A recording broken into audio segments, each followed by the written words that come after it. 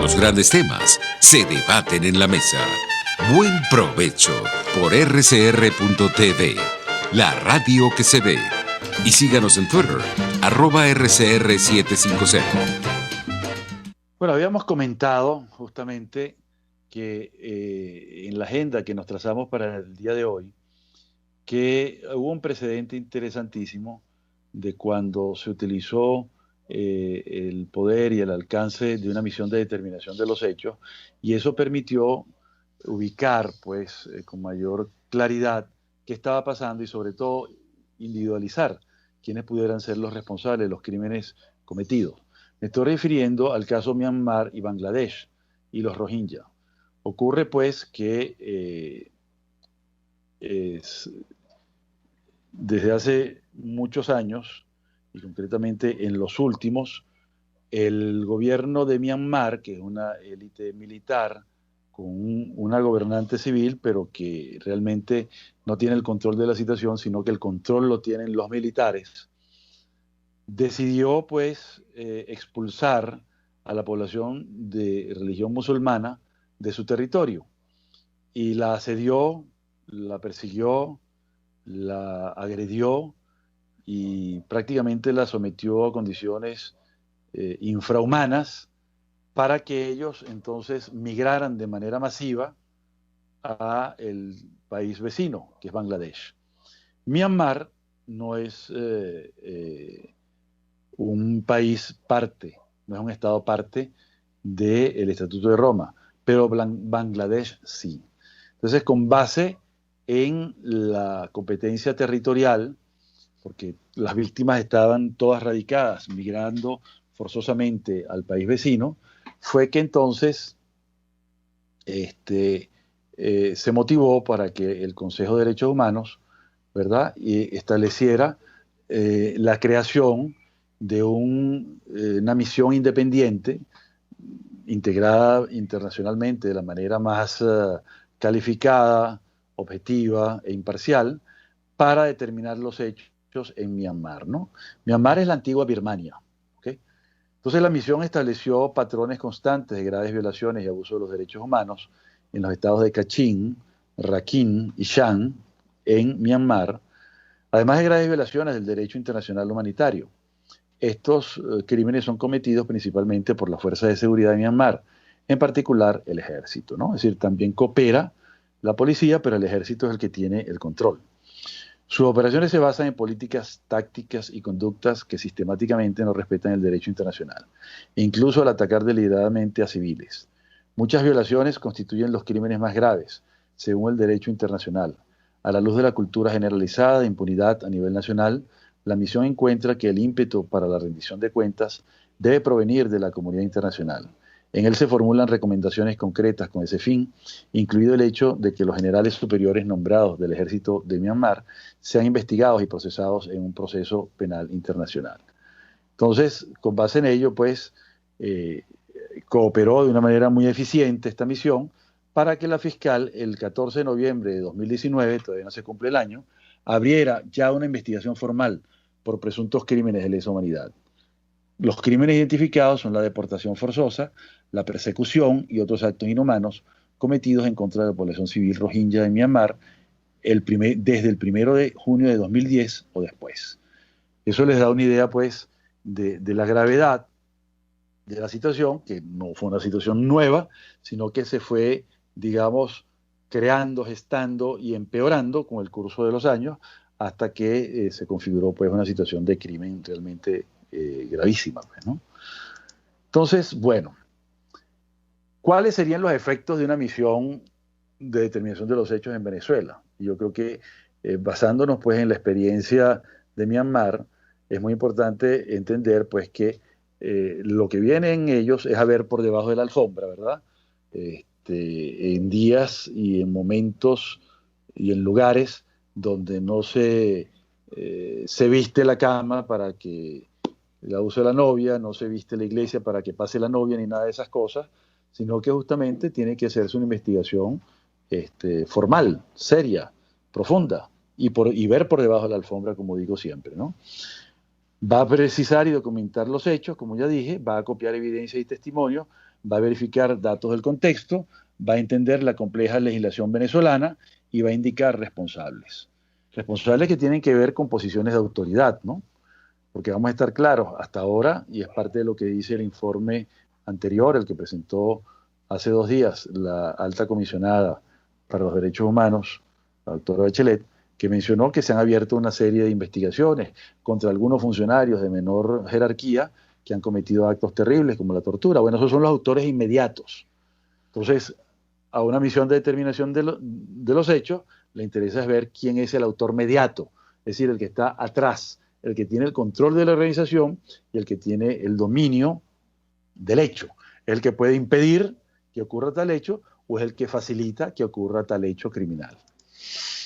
Entonces, eso nos sitúa en entender un poco de qué trata, de qué va lo que se llama el examen preliminar ante la Corte Penal Internacional.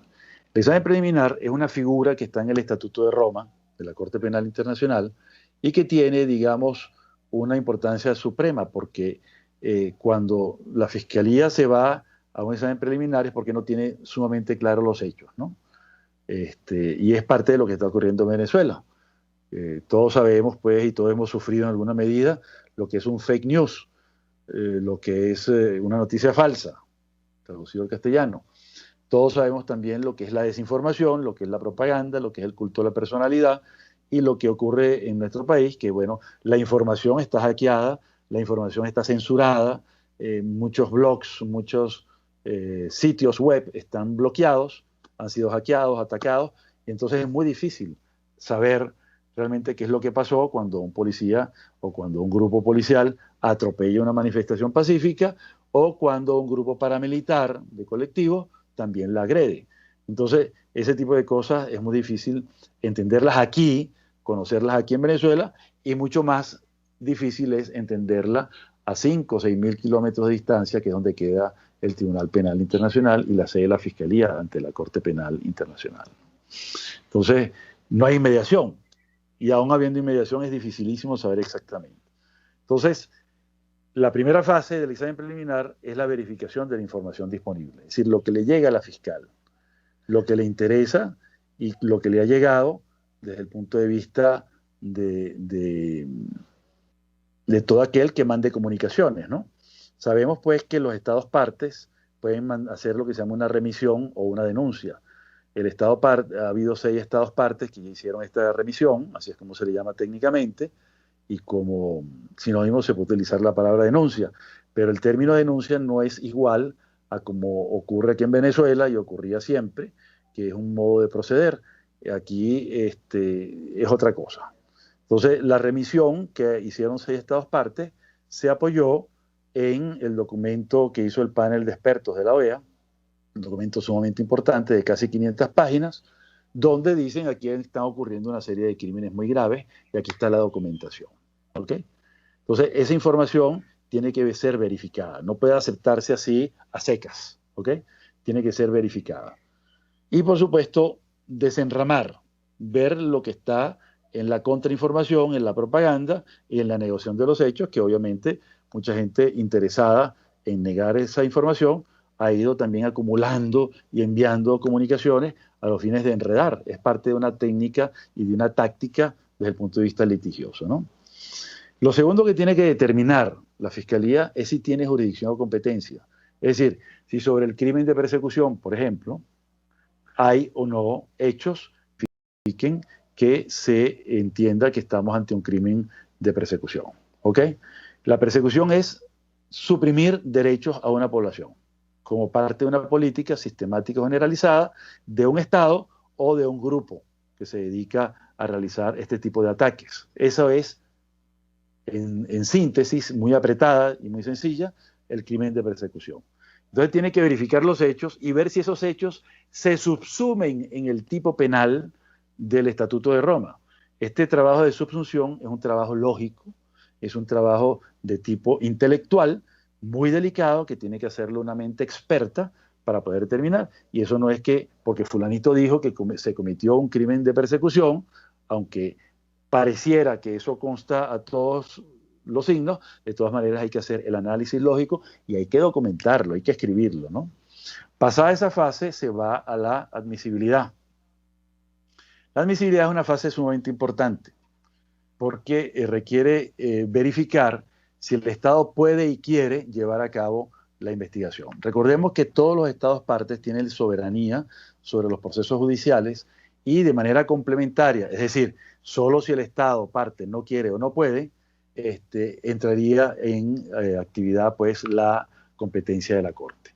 Entonces, esta admisibilidad puede estudiarse en cualquier estado y grado del proceso y se podría incluso interrumpir si el Estado decide poder y decide querer. Y digo esto porque muchas veces son decisiones políticas que tiene que tomar la élite que gobierna, ¿no? Por último, la Fiscalía tiene que evaluar la gravedad e interés de la justicia y esta gravedad se determina por la posibilidad de agravación que tiene el sistema de verificación de los hechos y sobre todo ver si prospectivamente esto va a empeorar. Ya vimos que la situación ha empeorado. Cuando se ordenó crear esta misión de determinación de los hechos, había unos 4 millones de personas migrantes en todas las situaciones legales que hemos comentado, ¿no? Pero al 5 de septiembre de este año, es decir, hace unos pocos días, ya había 1 millón más, lo que quiere decir que la situación se está agravando. Por último, tenía que comentarles que sobre la fase 2, que tiene que ver con la jurisdicción y la competencia, hay 4 temas que tienen que resolverse. Ver si hay competencia material, es decir, si se trata de crímenes efectivamente y no de delitos comunes. La competencia personal, es decir, ver si las personas que están involucradas como posibles autores y también las víctimas son personas de un Estado parte o no. La competencia territorial es muy precisa, ver si esos hechos se cometieron dentro del Estado parte que ha sido afectado. Y por último, la temporal, que consiste en ver si se trata pues de algo cometido durante el vigor del Estatuto de Roma y sobre todo la suscripción que ha tenido el Estado de este Estatuto de Roma, que consiste en admitirlo, firmarlo y posteriormente ratificarlo ante las Naciones Unidas. De esa manera, pues, por eso es que es tan importante el trabajo que tiene que hacer y terminar la misión de determinación de los hechos para aportar esos datos a la Fiscalía y, por supuesto, al sistema de la Corte Penal Internacional. Vamos a tomarnos unos minutos de descanso para ir al corte y luego regresamos con las conclusiones. Muchas gracias. Usted escucha Buen Provecho por rcr.tv, la radio que se ve. Puede seguir